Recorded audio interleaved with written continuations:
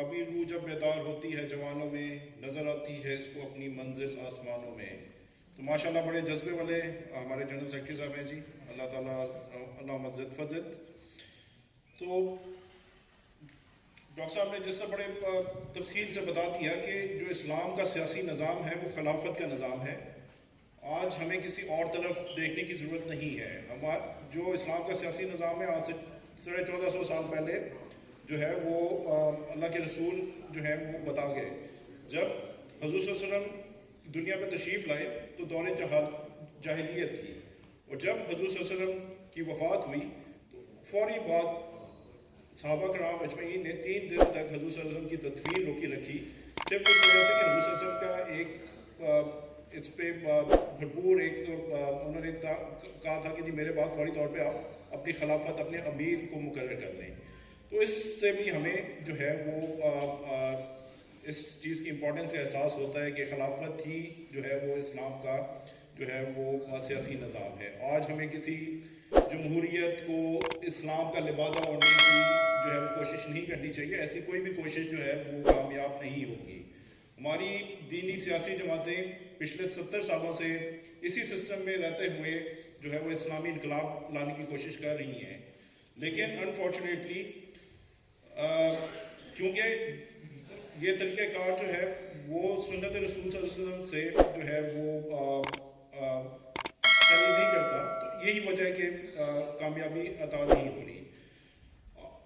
پچھلے دنوں میں ہم دیکھ رہے تھے سراج الحق صاحب کے کافی بیانات آ رہے ہیں کہ جی ہم جو ہے پاکستان میں ایک اسلامی انقلاب جو ہے وہ تیار کھڑا ہے. تو ہم بالکل سراج الحق صاحب کے بالکل ساتھ ہیں.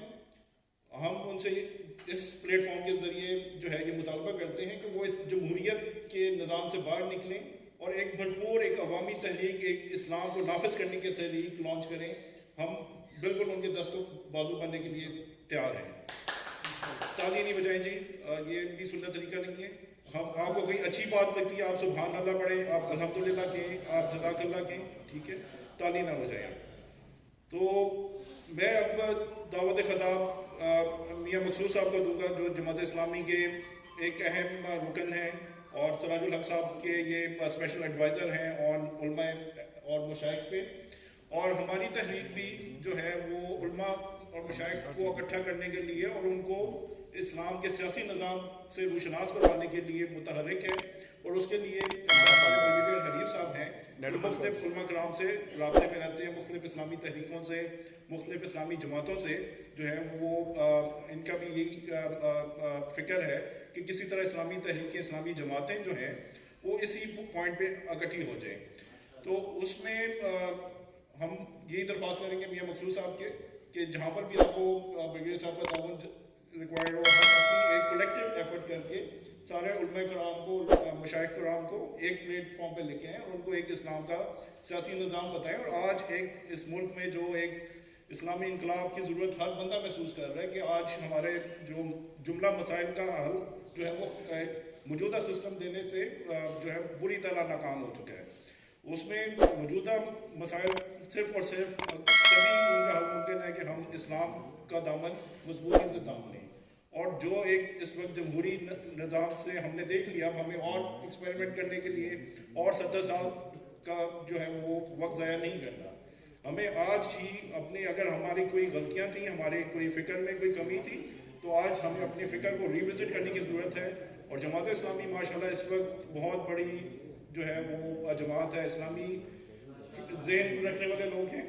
ہمیں چاہیے کہ ہم ان کا جو ہے وہ اسلامی انقلاب کی جو ان کی جستجو ہے اس میں ان کا مکمل ساتھ دیں، لیکن اس میں at the same time Jamaat Islami کو بھی دیکھنا ہے کہ جی خلافت بھی جو ہے وہ ایک ایسا نظام ہے جو ایک دائمی اسلامی انقلاب کا جو ہے وہ راستہ جو ہے کر سکتی ہے. تو میں زیادہ آپ کے اور میاں مقصود صاحب کے درمیان میں حل نہیں ہوں گا.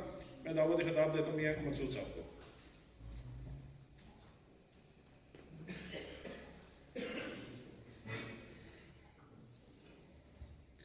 الحمدللہ رب العالمین، نحمدہ ونصلی علی رسولہ الکریم، اما بعد، فاعوذ باللہ من الشیطان الرجیم، بسم اللہ الرحمن الرحیم. کنتم خیر امۃ بالمعروف وتنہون عن المنکر. صدق اللہ العظیم.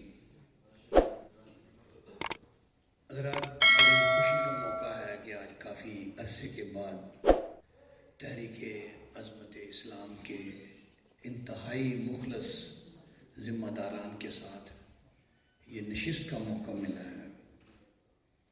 تحریک عظمت اسلام کے ساتھ تقریباً ان کی تاسیس سے ہی ہمارا ایک رابطہ ہے اور تعلق ہے، اور کچھ اپڈیٹ بھی ہوئے ہیں. محترم ڈاکٹر نجم الدین صاحب اب نئے ذمہ دار بنے ہیں جناب رحمت علی صاحب کے بعد، اور عبدالسمی صاحب میرے پرانے دوست ہیں. کمانڈر محمود صاحب سے بھی ایک زمانے میں خاصی ملاقاتیں رہی ہیں. بریگیڈیئر حنیف صاحب، سب لوگ اویسیہ کے اندر.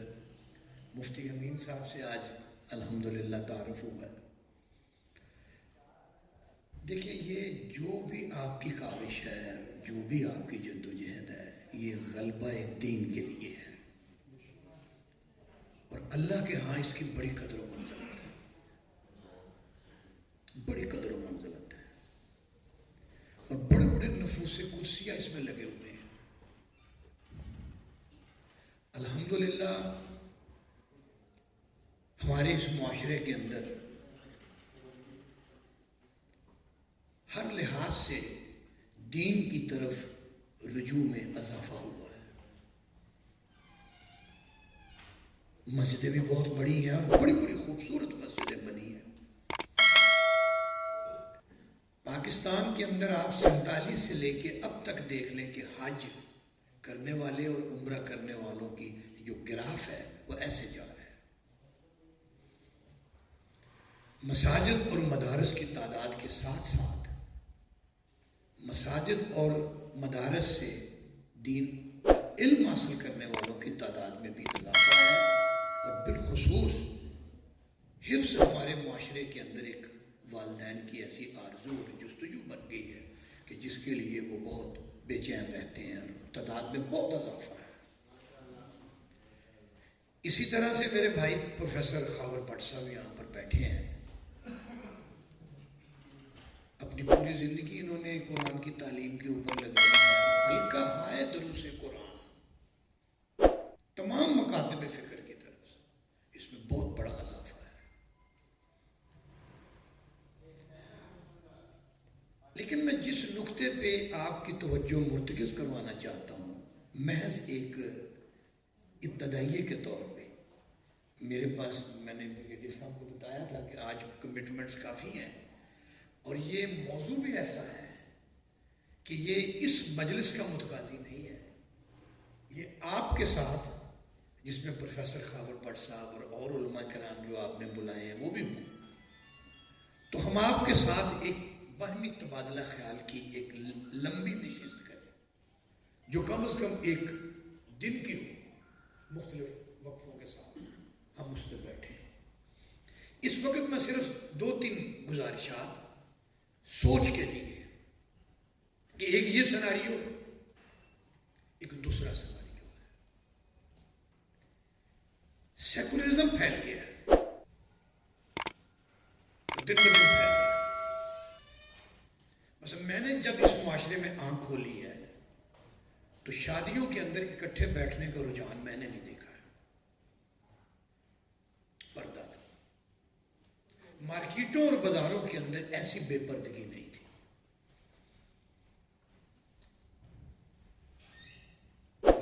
دکان سے سودا خریدنے ہوئے وہ خوف نہیں تھا جو آج خوف ہے.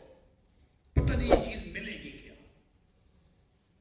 کھولیں گے تو پھر پتہ چلے گا، برتیں گے تو پھر پتہ چلے گا. خوف ہی خوف ہے.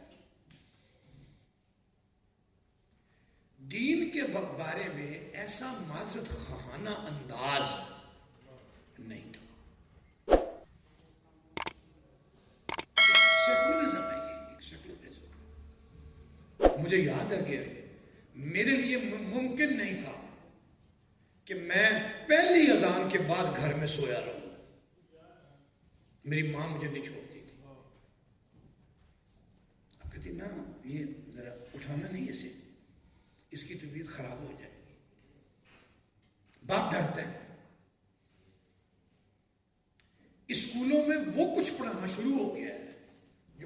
سوچا بھی نہیں تھا. اور میں اس ٹاپک کو یوں کلوز کرتا ہوں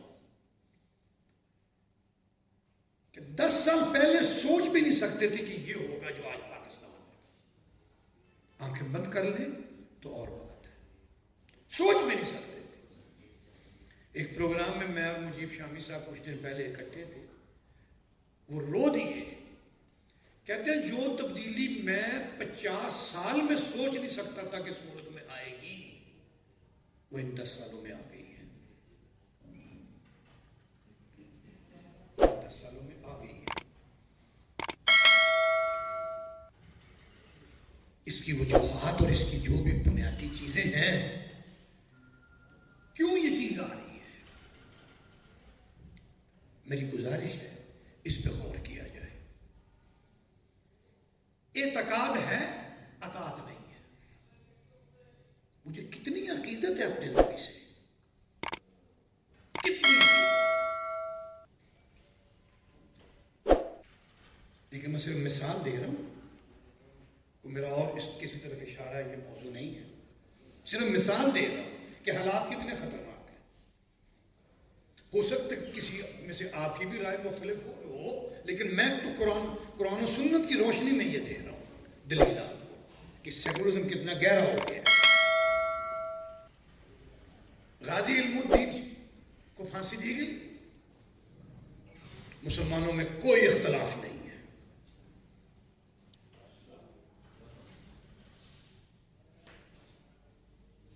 غازی علم الدین کے بارے میں الحمدللہ مسلمانوں کے اندر کوئی اختلاف نہیں ہے. قائد اعظم علیہ رحمہ تھے، علامہ اقبال علیہ رحمہ تھے. آج تک قوم متحد ہے. پھانسی دینے والا کافر ہے. ممتاز قادری کو پھانسی ہوئی ہے. جرم ایک ہی ہے، ہم بٹے ہوئے. قرآن و سنت کے واضح ارشادات کے باوجود دوسری رائے رکھنے والے ہیں.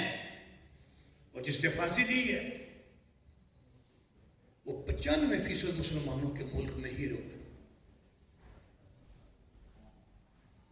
میرا کوئی اور کانٹیسٹ نہیں ہے.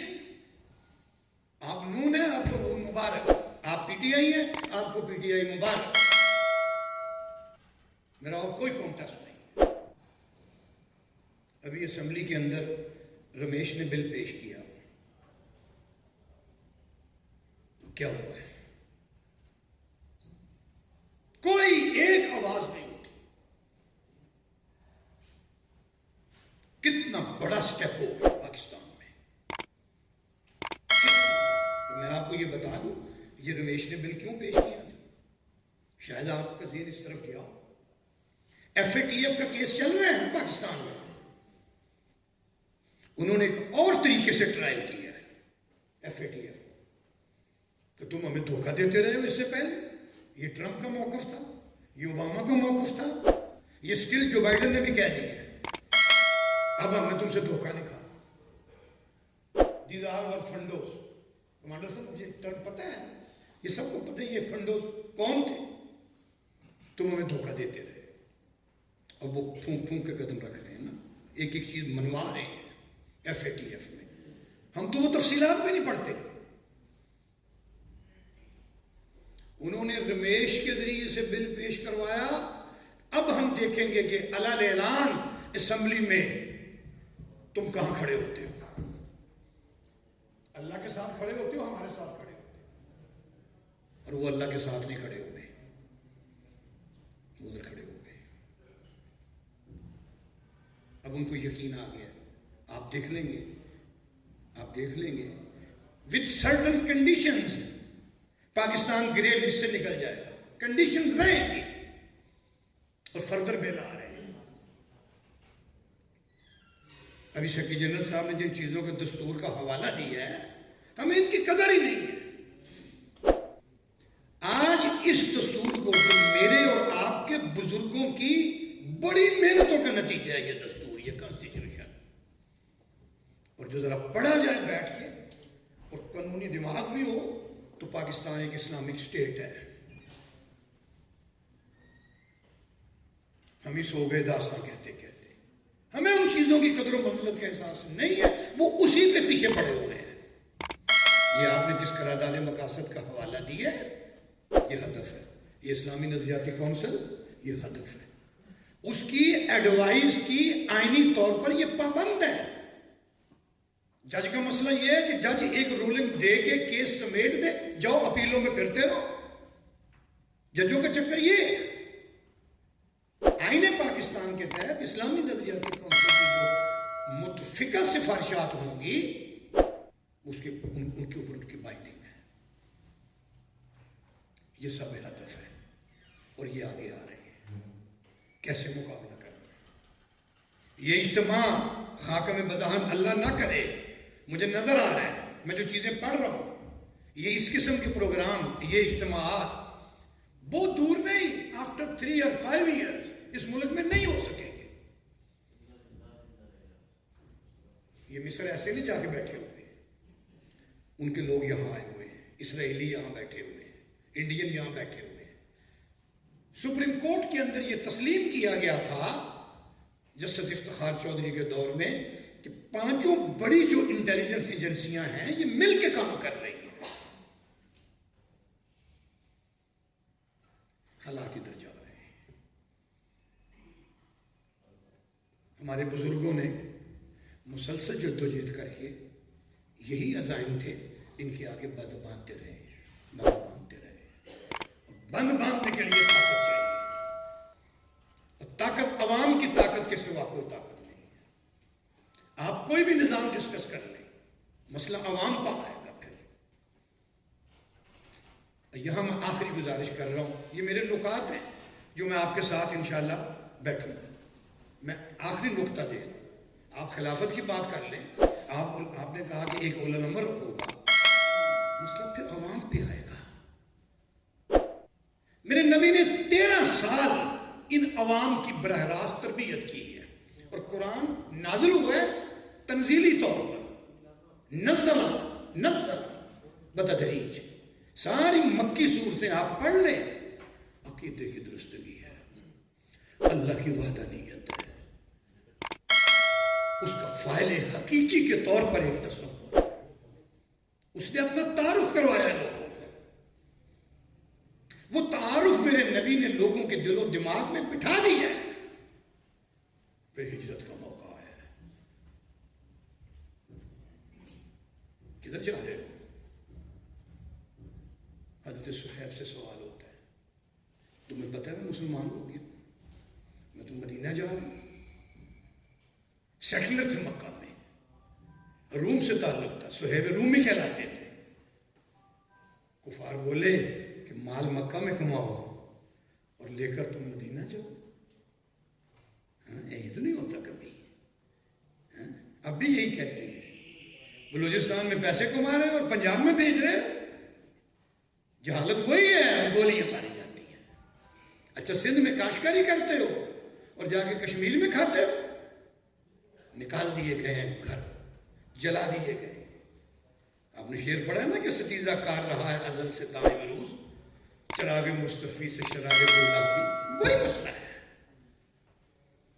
صہیب کیا کہتے ہیں رضی اللہ تعالیٰ، تمہیں مال مبارک اور مجھے محمد پہ ایمان مبارک۔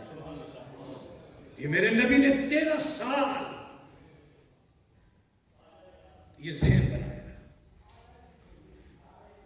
نماز مسجد میں پڑھی ہے، گھر کے ڈرائنگ روم میں لکھا ہوا ہے ان الصلاۃ تنہا عن الفحشاء والمنکر والبغی، اور ٹی وی کھول کے تو پھر ہم کیا دیکھتے ہیں؟ کبھی دل پہ چھری نہیں چلی؟ ابھی تو سجدہ کر کے آیا ہوں اور اب میں دیکھ کے آ رہا ہوں۔ ہمیں اس قوم کی فکر پہلے کرنی پڑے گی۔ قرآن گھروں میں ہے، قرآن پہ کوئی عمل نہیں ہے۔ یہ جہیز کا چکر، یہ شادیاں، یہ وراثت، یہ نماز کہاں ہے؟ کون پڑھتا ہے؟ آپ سڑک پہ کھڑے ہو جائیں اور پوچھیں آپ کب مسلمان ہوئے تھے؟ کہا میرے کان میں اذان دے دی گئی تھی۔ مولانا مودودی رحمۃ اللہ علیہ نے اس نقطے کی طرف 1947 میں توجہ دلائی تھی۔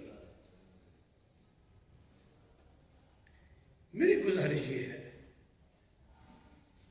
بڑی جدوجہد ہر دور میں ضرورت ہے کہ دلوں دماغوں کو مسخر کیا جائے اور ان کو مسلمان بنایا جائے۔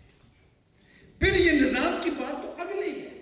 آخری گزارش جو میں کر رہا ہوں، جتنی آیات بھی غلبہ دین کے بارے میں ہیں اور نصرت کی شکلوں کے بارے میں ہیں، اس میں سب سے پہلا خطاب تو ایمان والوں سے ہے، اور پھر ایمان والوں سے اللہ سورہ النساء آیت 126 میں مطالبہ کرتے ہیں نا کہ یا ایھا الذین آمنوا باللہ ورسولہ والکتاب الذی نزل علی رسولہ۔ ایمان کا مطالبہ ہے۔ پھر ہر جگہ جہاں ایمان کا ذکر آیا ہے الا الذین آمنوا وعملوا الصالحات، پھر تواصوا بالحق، وہ منزل تو اگلی ہے، منزل اگلی ہے۔ آپ اس را میٹیریل کو درست کر لیں، یہ جہاں مرضی ہو، یہ جہاں مرضی ہو، کہ اللہ والے ہو جائیں، بس یہ اللہ والے ہو جائیں، یہ کالی کملی والے کے حقیقی معنوں میں سچے غلام بن جائیں۔ یہ ان کی ٹوٹی پانی کی کھلی ہو نا، اور یہ برش کر رہے ہیں، یہ فوراً اس کو بند کریں کہ میں نے اس پانی کے ضیاء کا حساب دینا ہے۔ ان کی بلی میوں کرے تو ان کے دل پہ آرے چلے کہ بلی بھوکی ہے۔ ان کی فکر کرے، ان کی فکر کرے، ان کی فکر ہو جائے گی، پھر آپ دیکھیں گے کسی کو پریزائڈنگ افسر بھی بنانے کی ضرورت نہیں پڑے گی۔ میری داڑھی سفید ہو گئی ہے، یہ بٹ صاحب بیٹھے ہیں، یہ پیرزادہ برہان الدین عثمانی صاحب بیٹھے ہیں، ہماری داڑیاں نہیں ہوگی تھی، ہم اس راستے میں چلے تھے، کیا ہم جمہوریت کے لیے چلے تھے؟ ہم جمہوریت کے لیے نہیں چلے، لیکن پاکستان میں میرے بزرگوں کی محنت سے ایسا کانسٹیٹیوشن موجود ہے کہ ساری حکومت اس آئین کے خلاف کھڑی ہے۔ آرمی چیف اس آئین کے خلاف کھڑا ہے، چیف جسٹس اس آئین کے خلاف کھڑا ہے، وزیر اعظم صدر آئین کے خلاف کھڑے ہیں، آئین ہمارے ساتھ ہے۔ آج وہ پنٹرائل کورٹ میں مقدمہ چلے، ان کو پھانسی کی سزا ہائی ڈویژن ان پہ لگتی ہے، اور اس ملک میں ووٹ کی پرچی پہ انقلاب اسلامی کھڑا ہے۔ تم جسے چاہتے ہو ہیرو بنا لیتے ہو۔ جب وعدے لکھ دیا جائے کہ اس ملک میں کوئی قانون قرآن و سنت کے خلاف نہیں بنے گا، تو یہ جمہوریت وہ نہیں ہے جو امریکہ برطانیہ کی جمہوریت ہے۔ وہ مان چکے ہیں کہ ہم خلیفہ فی الارض ہیں، مملکت اللہ کی ہے۔ سید مودودی نے کبھی فتویٰ نہیں دیا، لیکن پاکستان بنتی فتویٰ دیا، جس کے لیے وہ رد نگاہ ٹھہرے کہ جب تک حکومت کلمہ نہیں پڑے گی، میں اس حکومت کی نوکری نہیں کرنے کی اجازت دوں گا کسی اپنے کارکن کو۔ حکومت نے کلمہ پڑھا، قرارداد پاس ہوئی، اور قرارداد جب پیش ہوئی تو مولانا شبیر احمد عثمانی رحمۃ اللہ علیہ نے فرمایا یہ اس مرد درویش کو بھیجو جس نے ہمیں یہ سوچ دی ہے کہ مملکت کلمہ پڑھے۔ یہ میرے الفاظ نہیں ہیں، یہ علامہ شبیر احمد عثمانی کے الفاظ ہیں۔ تو وہ سائیوال جیل میں مولانا مودودی کو قرارداد بھیجی گئی۔ اس فریم ورک کے اندر کوئی functionary of the government, even army chief, کوئی بھی قرآن و سنت کے خلاف ایک قدم نہیں اٹھا سکتا، یہ جرم ہے۔ اس فریم ورک میں دفعہ 62-63 صرف مسئلہ اپلیکیشن نہیں کرتے، اگینسٹ کانسٹیٹیوشن کھڑے ہیں، ایک ووٹ کی پرچی پہ اسلام کھڑا ہے۔ اس ملک کے صرف 12, 14, 15%، یہ 17% سے عمران وزیر اعظم ہے، نواز شریف 21% سے وزیر اعظم تھا، پیپلز پارٹی 19% سے وزیر اعظم تھی، اور یہ 95% مسلمانوں کا ملک ہے۔ اگر یہ ووٹ کی پرچی آ جائے، اپنے گھروں سے نکل کے کھڑے ہو جائیں، یقین کریں بیلٹ باکس رکھنے کی بھی ضرورت نہیں پڑے گی۔ یہاں 221 ووٹ ہیں، اور یہاں 221 کے جو ہیں 5 اہل خانہ سب کھڑے ہیں، اور وہ کہہ رہے ہیں کہ جناب یہ ووٹ اسلام کے لیے لگوا لو، جہاں ہو رہے تم نے لگوا۔ تو میری بس گزارش یہی ہے کہ یہ بڑے اس وقت خوفناک ماحول بن گیا ہے، اور یہ سیریس ایشو ہے۔ ہم اس پر کسی وقت بیٹھیں، ہم اس پر غور و فکر کریں۔ زمانہ قیامت کی چال چل رہا ہے، اور اب ہم تو ہماری نسل بھی بریگیڈیئر صاحب کی طرح، آپ لوگوں کی طرح अब हम अपने आखिरी उम्र में दाखिल हो चुके हैं, तो आए कुछ हम बैठे सोचे और उसका कोई प्लान बना। मौलाना मौदूदी रहमतुल्लाह ने शुरू में कहा था कि हम अल जमात नहीं है, हम अल जमात नहीं है। ये काम जो भी करेगा जमातों बन के करेगा, जो जहां जो भी करेगा वो हमारा काम है। फिर जहां जहां जहां जहां ये दीन का काम होगा, फिर ये खुद लोग इकट्ठे होके गलबा दीन आ जाएगा कि अल जमात बन जाएंगे। मौलाना ने बहुत पहले कह दिया था कि जमात इस्लामी अल जमात नहीं है। एक जमात इस्लामी पाकिस्तान की है, एक इंडिया की है, एक श्रीलंका की है, उधर है। आप काम कर रहे हैं और दोस्त काम कर रहे हैं, मुख्तलिफ दोस्त काम कर रहे हैं, सब काम करें और मकसद एक ही हो। मैं बरेलवी ना लोगों को बनाऊं, मैं देवबंदी ना बनाऊं, मैं अहले हदीस ना बनाऊं, नहीं, मैं अल्लाह वाला बना दूं। तुम यहां हाथ बांध के अल्लाह के नजदीक हो रहे हो ना, हो जाओ। तुम नजर आओ, मार्केट में नजर आओ कि तुम अल्लाह वाले हो। तुम ऊंची पढ़ना चाहते हो, पढ़ो ना, इश्क से पढ़ो, गलियां मुअत्तर हो जाए, घर मुअत्तर हो जाए, पढ़ो। क्यों पढ़ते नहीं हो? अल्लाह वाले बना दे इन लोगों को, अल्लाह वाले बना दे, अल्लाह का निजाम आ जाएगा, इंशाल्लाह आ जाएगा। दीन के लिए जान देंगे तो बाकी क्या रह जाएगा? कोई खुदा का बागी खड़ा ही नहीं हो सकेगा। बस मेरी ये चंद गुजारिशात थी। इंशाल्लाह फिर आप जब कहेंगे कुछ टाइमिंग सेट कर लेंगे, इंशाल्लाह आप उसमें बैठेंगे। व आखिर दावाना अल्हम्दुलिल्लाह रब्बिल आलमीन।